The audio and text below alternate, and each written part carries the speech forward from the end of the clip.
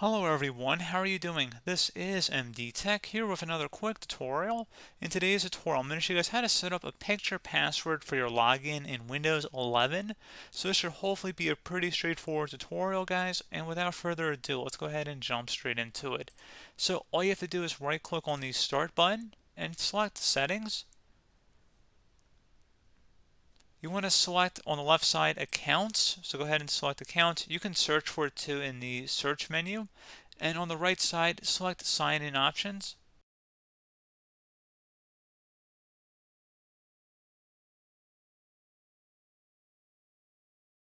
And now you want to select where it says Picture Password. Swipe and tap your favorite photo to unlock your device. Select that. And then select the Add button.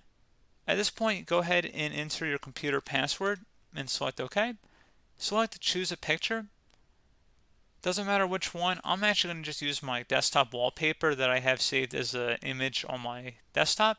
And I'm going to go ahead and select Use this picture.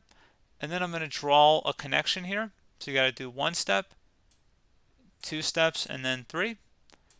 And then it'll ask you to confirm that. And then once you're done, select Finish. So now if we were to close out of here and sign out,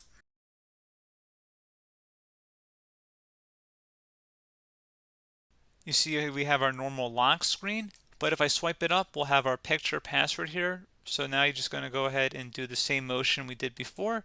Just don't forget, again, it's going to be custom for whatever your photo is.